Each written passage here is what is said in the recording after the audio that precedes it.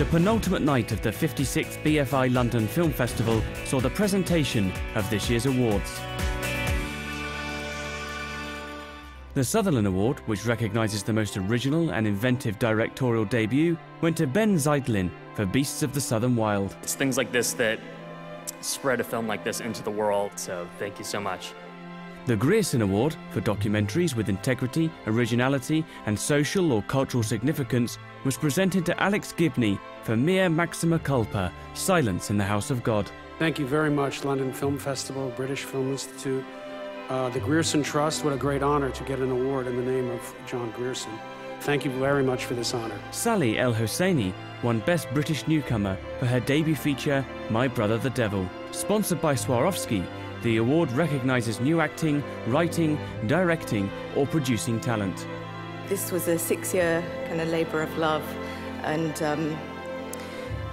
really I dedicate this to everybody who believed in My Brother the Devil. The winner of the festival's Best Film Award was director Jacques Audiard's Rust and Bone. He's extremely grateful, and he's extremely sad that he couldn't make it. He told me to say one more thing, and that was, long live cinema, long live life, long live love, and thank you, BFI. And finally, actress Helena Bonham Carter and director Tim Burton were presented with the BFI's highest honour, the BFI Fellowship. I'd like to thank the BFI, and it's an amazing honour, and thank you very much. You kept the peace at home, we both have one each. Anyway, I'll stop. Goodbye, thank you.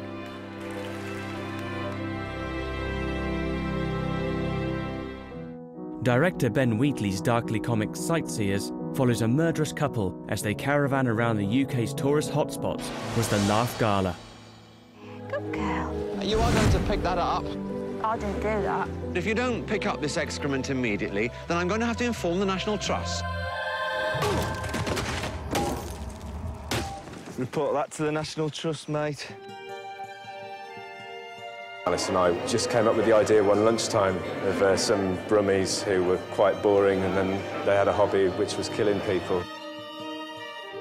We started sort of improvising these characters that were based sort of on our families, sort of on family holidays that we'd been on, and these characters just emerged as we were improvising, but then turned out to have quite a dark core. They're like a Brummie, Bonnie and Clyde, because they're not cool. They're from Birmingham and they go to castles and tram museums, but actually what they're doing is quite a romantic odyssey of horror. It's totally feasible to have, violence and comedy side by side, a lot of pipe and stuff like that, and I never heard that, so it's great. Does it glamorise, crime? I don't think so, really. If you're into cagoules, it might be your thing. This year's much-anticipated surprise film was David O. Russell's Silver Lining Playbook. The director and star Bradley Cooper joined the audience for a Q&A. There's a rhythm to everything, and David would constantly talk about that. We would sort of sit there. There's a whole running sequence where Pat goes on a mini odyssey, and David would take me to the side and sort of say, it's like, we were like doing like a little scat, and the crew was like, what the hell is going on here? But it really is great, and it all comes from an emotional place. That there's the engine of this character, and so music is a huge engine for the movie. I would just really like to underscore our thanks to you for being here this evening, David, Bradley. Thank you. Congratulations. Thank you. Terrific film.